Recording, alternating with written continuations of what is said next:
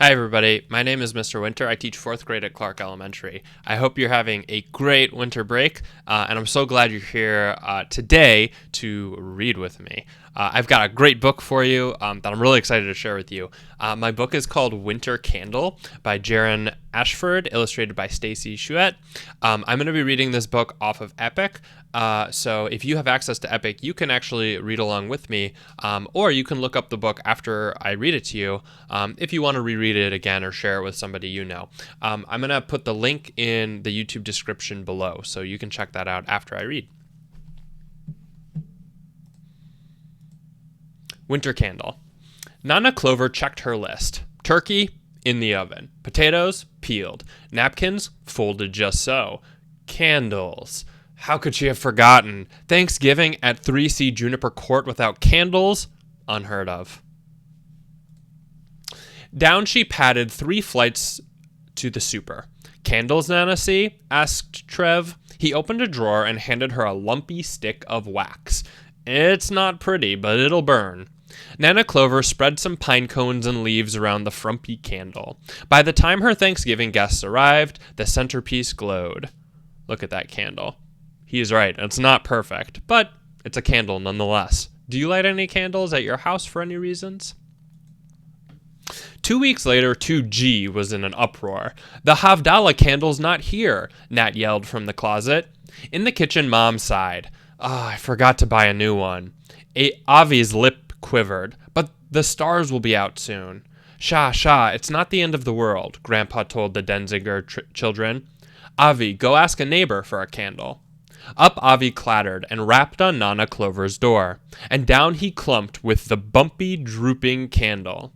Avi's brothers stared. That's not a Havdallah candle, Sam groaned. It's not braided. It only has 1 wick, Nat complained. It's not pretty, agreed Grandpa, but a candle is blessed by what it does, not by how it looks. It'll shine. And shine it did, as Mom raised it high. Grandpa said the blessing to end the Sabbath. Avi held his hands to the light. They'd never had a Havdallah candle that burned so bright. The candle was passed from one neighbor to the other, to be used for 2 different holidays. Interesting.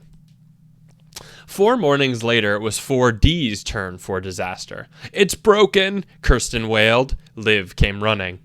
1, 2, 3, 4 candles on the St. Lucia crown, and the 5th one snapped in 2. Our cousins will be here any minute, said Kirsten. How can I be St. Lucia with only 4 candles? Liv started to cry. No St. Lucia crown, and no special St. Lucia breakfast. Girls, we have plenty of time, Mom reassured them. Kirsten, go ask a neighbor for another candle. Down Kirsten dashed 2 flights to the Danzigers, and came back with the funniest looking candle the girls had ever seen.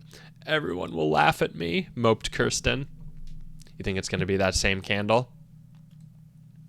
But nobody laughed, because as Kirsten carried in the teapot and St. Lucia buns, the funny-looking candle gleamed as brightly as the Star of Bethlehem. There it is, the lumpy candle at the front of the crown. Winter came, snow fell, and the presents were exchanged. The new year began. And in 5A, it began with calamity. Jamila's got something in her mouth, Dante hollered, and I don't think it's food. Dad scooped up the baby and stuck his finger in her mouth. A piece of wax, a bit of string. Oh no, Dante howled. Jamila ate the faith candle for the Canara. Go see if the Ericksons have one, his sister, Monet, suggested. You can see what they need their candle for in the background there. Down the stairs, Dante plodded and knocked on the door. You're lucky, we still have this one, Kirsten said. She handed him the bedraggled little candle. Look, it's so much smaller after it's been used for all these different holidays. But Dante didn't feel lucky. How could they talk about faith with that sorry thing? And it wasn't even the right color. Yeah, I noticed on the last page all of the other candles had different colors. But when Dad lit the stubby candle, the flame leaped and danced, inviting the other 6 candles to do the same. A few days later came the biggest snowstorm of the season. Oh, there's that candle and their Canara. A few days later came the biggest snowstorm of the season. Snow blanketed the front steps and made drifts on the windowsills. Then, just after nightfall, the electricity went out. Flashlight beams flickered in a few windows. You know what else is really good when the electricity goes out? In 5B, the newest family at Juniper Court huddled together in the dark. Their clothes were still in suitcases. Their dishes were still in boxes. And Papa was somewhere in the city with a moving truck full of furniture.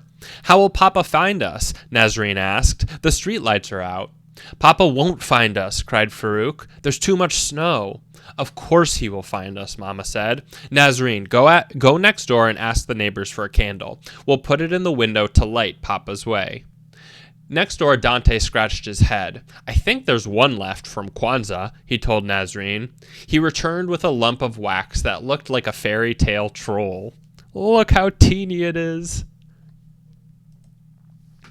Nazreen's mother lit the candle and set it on the windowsill.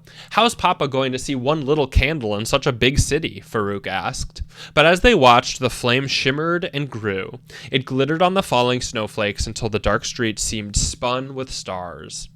Many blocks away, Papa slowly steered the big truck through snow-covered streets. What did that sign say? Pine Street? Vine Street? But then Papa noticed a glow up ahead. Maybe someone there could give him directions. Papa steered left, then right, then left, closer and closer to the glowing light. Papa turned a corner and gasped. There, in front of him, 5 stories up, shone a warm, welcoming light. He was home.